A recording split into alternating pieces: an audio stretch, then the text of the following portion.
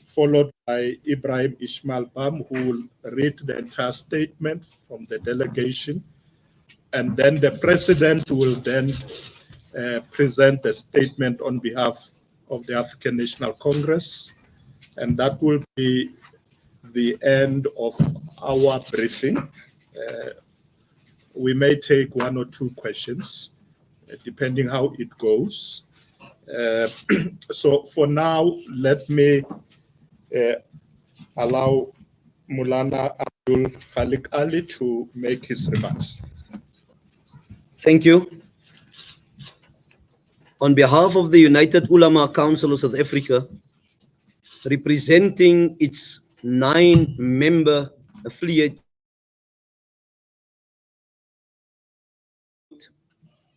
to His Excellency, our Honorable President Cyril Ramaphosa, the President of the South African government, as well as the President of the ruling party, the African National Congress. I further like to extend our gratitude and appreciation to the Deputy President for facilitating this particular process of our deliberations and discussions, as well as members of the National Executive Committee of the African National Congress. This meeting has been well received, very well articulated, and much needed. The United Ulama Council of South Africa, joined by the South African Friends of Palestine, as well as the Palestine Solidarity Alliance, are extremely grateful for the extent of our discussions here. We have been reassured, and the position of the African National Congress and the government has been very clearly articulated to the delegation here this afternoon. I would like to hand over to my senior and my colleague, our Honorable Maulana Ibrahim Bam, that serves as the Secretary General of the Jamiatul Ulama South Africa, which recently celebrated its centenary celebrations as one of our leading members of the founding members of the United Ulama Council of South Africa. Thank you. Bismillah. Can give him the mic. Oh, see. Thank you.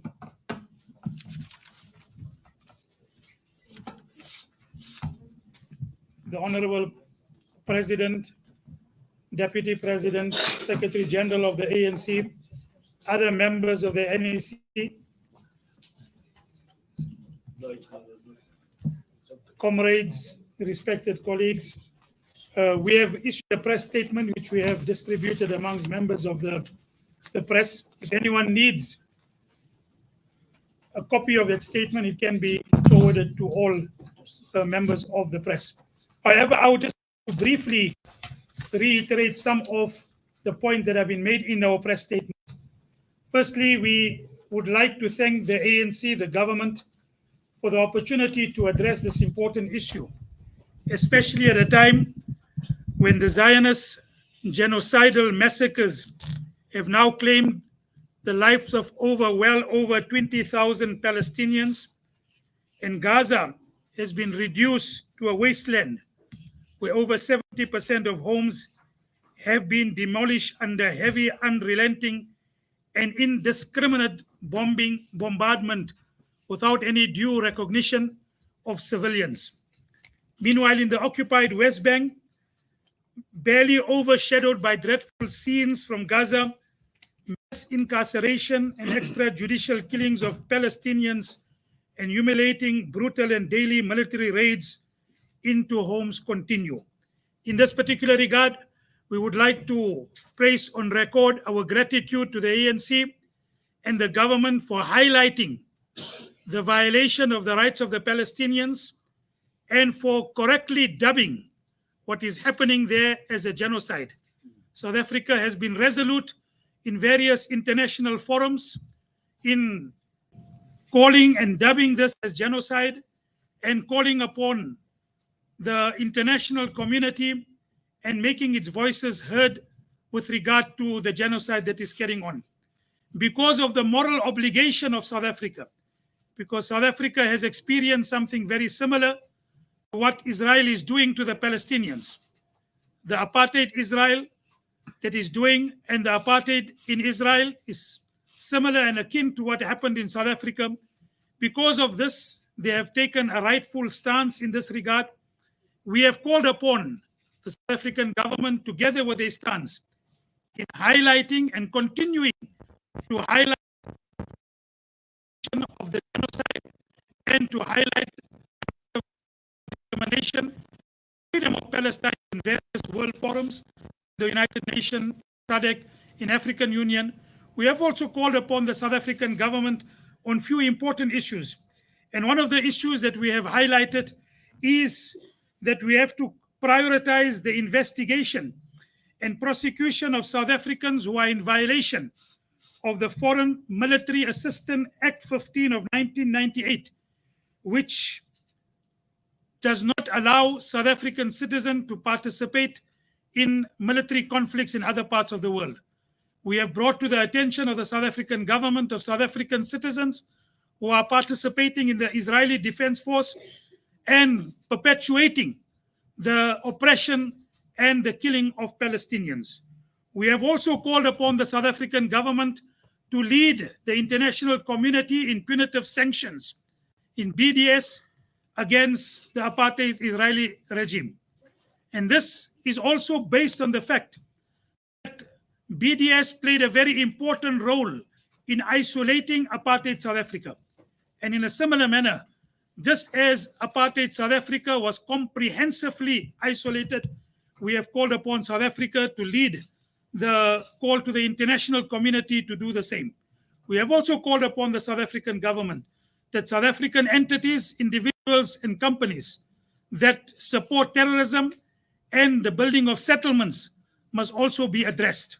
So these are some of the aspects that we have called upon the South African government based on its moral obligation with regard to what it is presently doing, and to continue that particular stance of highlighting the oppression and the genocide against the Palestinians, and to be on the rightful side of history.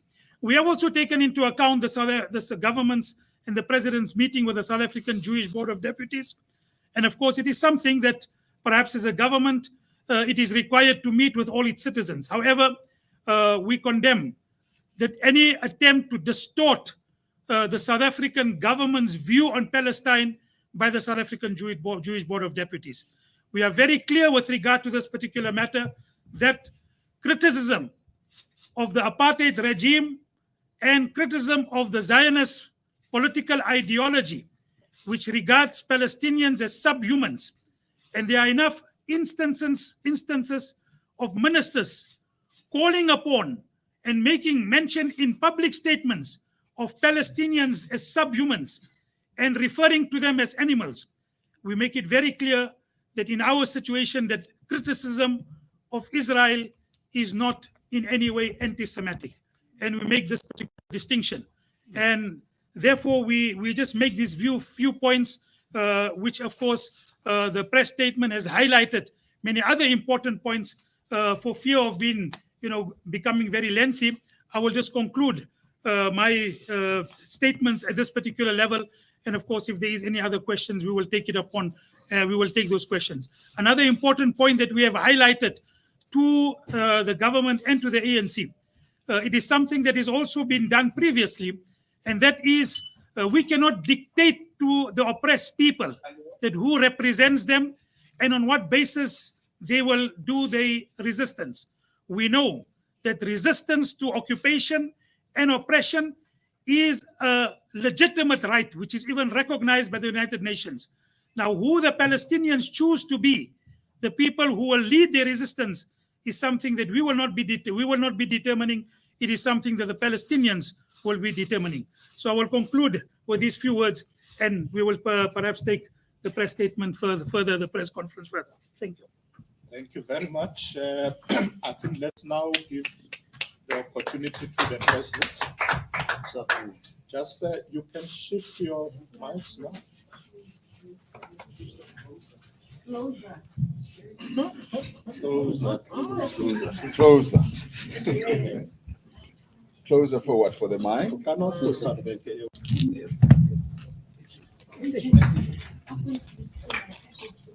Okay.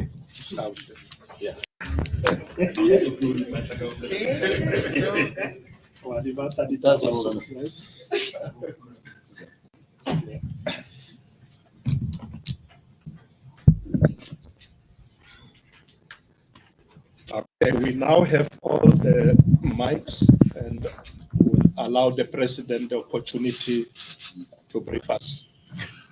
Thank you, Deputy President Paul Mashatile. I would like to say that the ANC welcomes this opportunity for this very important engagement and the statements that have been articulated by Mulana Abdul Ali and my brother Bam speak to the very good cooperation between the various organizations that are in support of the struggle of the people of Palestine.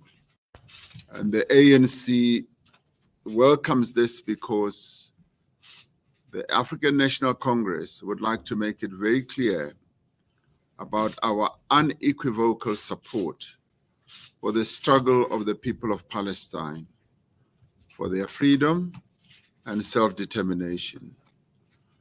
We use this opportunity to clearly set out the various measures that we have been taking, both as the ANC as well as government, to deal with the situation of unfolding in Gaza, in the Middle East, and also to reiterate our solidarity with the people of Palestine, both as government as well as the African National Congress. And we do this not out of political adventurism. For us, this is a matter of principle that is born out of our own experience as the people of South Africa who struggled against an oppressive apartheid system, a system that looked upon the majority of South Africans as being worthy of much lesser rights than the white people who were in control of the country. We waged a valiant struggle led by the African National Congress, and we triumphed against apartheid. As we have looked at the sufferings of the Palestinians, we have seen similar features of what the Palestinians are going through as what we as South Africans went through. And for that reason, that is why we have said that what is unfolding in Gaza is a genocidal onslaught and slaughter of the people of Palestine. That the world can stand by and countenance the collective punishment that is being meted out against a people where more than 20,000 people have been killed through bombings, through shell attacks from tanks, and all that is something that we should all be appalled about. That children and women are being killed in the cruel manner that we are seeing is something that should concern us all. And that is why the African National Congress, and indeed our government, have taken a stand to speak out against what is happening there. And we've also said that we do also speak out against what happened on the 7th of October, because women and children were also killed. So our position should be seen as being very clear, that we do speak out against what we believe is unjust. But what is unfolding now in Gaza is beyond being unjust. It is genocidal. And that is why we are dubbing it as a genocide against a people and a collective punishment against innocent people. And it is for this reason that we have called for a ceasefire. And we even go on to say it must be beyond calling for a humanitarian ceasefire. It must be a complete ceasefire. The slaughter of people in Gaza must stop. And it has also moved on to the West Bank. That must stop, and that war must be brought to an end, as to allow negotiations to take place. We've always called for peaceful resolutions of conflict, and this is one of them, where we say there needs to be a stop so that negotiations should ensue. People around the world are responding with horror and shock to what they see unfolding in that part of the world. And we say this should stop now to enable discussions to happen. And yes, the hostages must be released, and so must the prisoners who are also being held in Israeli prisons also be released, to create a conducive environment for peaceful discussions and negotiations to ensue. We as South Africa have been sending humanitarian assistance, and we will continue to do so in the form of food, in the form of assistance. The gift of the givers has proven to be a very good agent in this regard, and our assistance is channeled directly as well as through the gift of the givers, which is a trusted South African organization. But even they are having trouble and difficulties in sending through the assistance that we have offered. We have withdrawn our diplomats from Israel, and we have said that they should come back for consultations, and those consultations continue. As a government, we have also noted and seriously noted the resolution that was taken in our National Assembly, and that process of evaluating how we can proceed forward is now currently underway. We have attended a number of peace conferences and have spoken very clearly and strongly in those conferences. One of those that we attended was the Cairo Peace Summit, convened by Egypt, called by President Al-Sisi, where we articulated a very clear position on our stance in support of the struggle of the people of Palestine, as well as calling for a ceasefire so that humanitarian assistance can go through. At the United Nations, South Africa's position has always been clear, and we voted correctly, and we have entered into those debates. And we will continue to engage with a number of countries on this matter, always calling for this ceasefire, as well as for the humanitarian assistance to be given. So our position is very much aligned with the position of the organizations that are represented here. The various organizations that, like the Ulama Council, and the Muslim Judicial Council, and a number of others, as well as the Palestinian solidarity groups. And we say very, very clearly the struggle of the Palestinians we see as a struggle that we should support. And this we also act in line with what the father of our nation said, that South Africans will not be free until the Palestinians are also free. That to us is a very clear position. So this is not political adventurism. It is based on principle. And we would like to see the people of Palestinians being free and being able to exercise their own self-determination. And in this regard, we have supported a two-state solution as being the most viable solution that can lead to peace.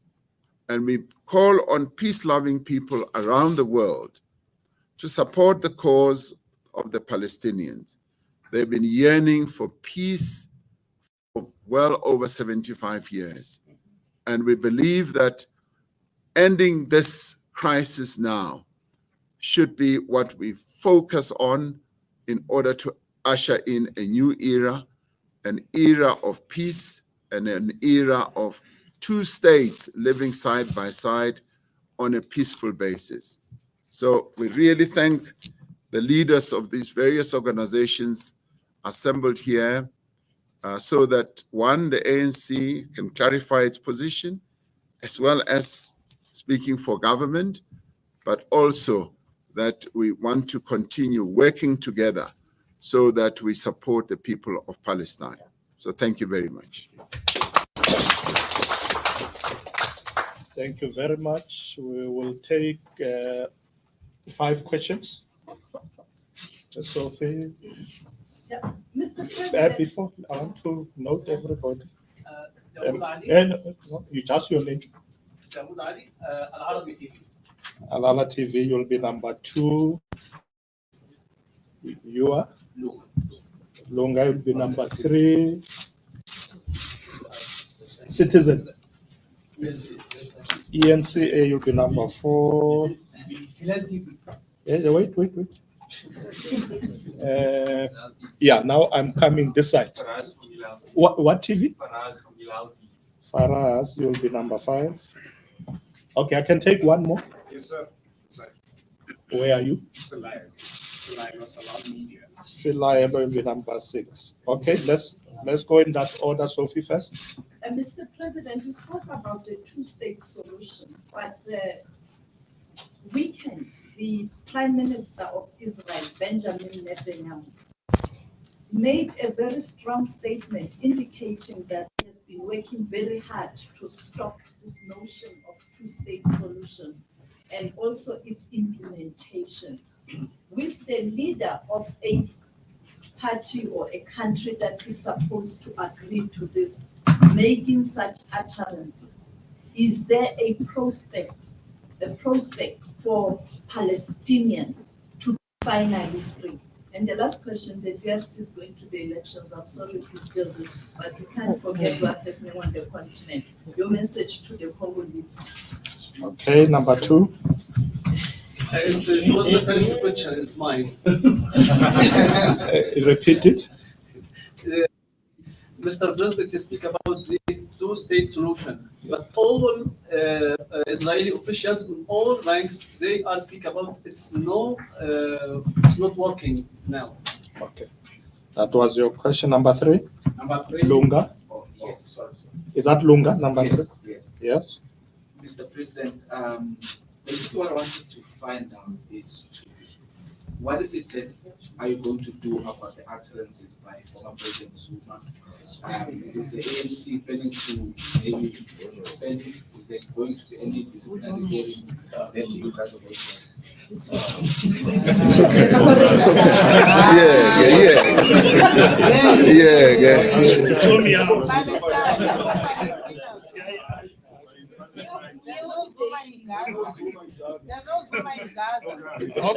Okay. ENCA? ENCA? ENCA? President is senior, he can handle any ENCA? All right. Yes, Mulukum Lord is my name from ENCA. Mr. President, on Thursday, the 21st, it will be a full month since Parliament took that resolution to cut relations with Israel and to expel the ambassador. I heard you saying that that process is underway. How much time do you need if you really believe that was the rightful decision, considering the fact that the war or the killing of Palestinians is continuing? Okay, Farah. Mr. President, Farah from Ilal TV. During your meeting with BRICS leaders, we reiterated your call for those ICC war charges to be laid against Benjamin Netanyahu and his cabinet. Now we see in small pockets of European nations, for example, Spain's opposition party, calling for something similar. How much confidence do you have as the African National Congress and as an executive of the South African government that these charges will happen, given that the ICC has been very slow at certain times to institute war crime charges? So, what is your confidence level in terms of that happening? Thank you. Thank you, Slilo. Mr. President, Salalo here from Salam Media. I wanted to quickly ask, is it possible for the President to expand a bit on the consultation process with our Israeli diplomats? And what exactly does the process entail? And how far along are we from a final outcome regarding our embassy in Tel Aviv? Okay, that's the end. We allow the President to respond. It looks like I'm the only one who's being asked questions. And I'm not the only one who made statements. So I'm your key target. There are other targets here that you should have focused on. Sophie, yes, we've heard what Benjamin Netanyahu has said about working hard to prevent a two-state solution. A two-state solution is a globally accepted solution for the problems that have been existing between Israel and Palestine. The United Nations has articulated its view in that regard, and the African National Congress as well, and many other organizations. So it is a view that Prime Minister Netanyahu has put forward, and clearly it needs to be examined precisely against the backdrop of what the United Nations and indeed other organizations around the world have put forward in relation to what the most viable, sustainable solution is in the conflict between Israel and Palestine. So he has put forward a position, but the position that exists in the world is for a two-state solution, which many people believe is the most viable and the most sustainable. So is there any chance that this would succeed? It is a matter that needs to be properly examined once there's a ceasefire. Once the ceasefire has been installed, it is then that the interlocutors from Israel and Palestine, aided and assisted by a number of other organizations and countries that can play a role. We have said that as South Africa, we've always been ready, willing, and prepared to play a role, as we have done in various other conflicts around the world, to bring about peace between Israel and Palestine. And in this regard, yes, there are a number of approaches that are always made, and we stand ready to participate in all those based on what has been accepted as the most viable solution to this conflict. You want me to reflect a bit on the elections that are going to take place in the Democratic Republic of the Congo. we are in full support of the democratic process that should unfold and is unfolding in the DRC.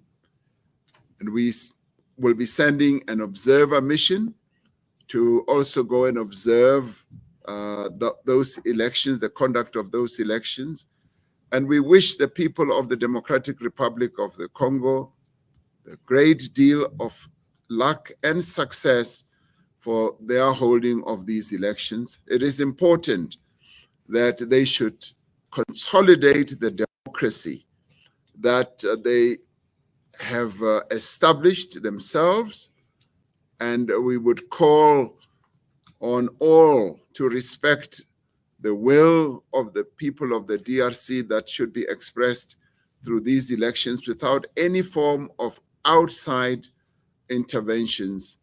And we would like to see peace also being observed in the DRC, particularly on the eastern side, as to allow the people on the eastern side of the DRC to be able to participate in the elections without any form of fear and any form of interference. That we believe is very important. From my brother from the Arab TV, I think I've responded to the issue of the two-state solution. Lunga asks, what will the ANC do about the announcement that was made by former President Jacob Zuma? And what I can say to you is that we all listened to that announcement, and we have noted what he has said, what he has announced, and that is as far as we are prepared to go at this point in time. And everyone in our country is free to express themselves in relation to who they will vote for and why they will vote for them. And we have noted what former President Jacob has announced. You say it's a full month since our National Assembly took that decision. Yes, indeed, it is so. And as I said in my earlier statement, we have noted, not only noted, but we are examining precisely what the National Assembly has put forward. We are government, and as government, we have to take into account a variety of issues, both diplomatic, political, as well as a broad range of relationship issues. And so that has been noted, and we are going to be giving close attention, as I said, to what the National Assembly has decided. From Faraz TV or so, in relation to the ICC, do we have confidence that the ICC will act on what the South African government has decided to do in terms of referring the case that needs to be investigated to the ICC about the atrocities that are unfolding in the Middle East? We have confidence in the ICC. We are part of the ICC, and would like the ICC to act in accordance with their statutes, with their rules and regulations. So, because once a case has been referred to them, they need to take it up seriously. So South Africa, as well as a number of other countries, are presenting their full documentation to the ICC, and we expect the ICC to commence with its negotiations. Silaelo spoke about the consultation process. I forgot to write the full details of that, Silaelo. Consultation with the diplomats from Israel. Oh, yes, the consultations with diplomats from Israel. As the South African government, we are continuously involved in a number of consultations at a diplomatic level. It happens because we are government, And as government, we need to be responding to a variety of approaches and consultations as well. In relation to our own diplomats, the consultation process continues. And obviously, because as a government, we also have to deal with other governments, including the Israeli government, those consultations and discussions also continue. And of course, they are of a sensitive nature that we need to be sensitive about. But in the end, once those consultations have been completed, we are duty bound as government to inform our people what has been decided. But right now, our diplomats who continue to observe what is unfolding there, even from far afield here in South Africa, we continue to consult them on a daily, almost on an hourly basis. And we get to know what is taking place, and we filter through that through the various other measures that we need to embark upon.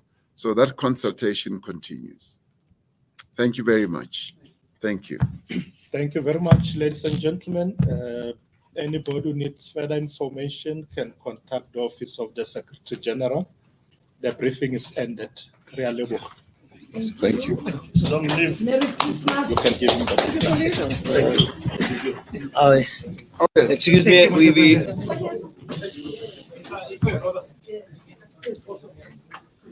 on behalf of the delegation.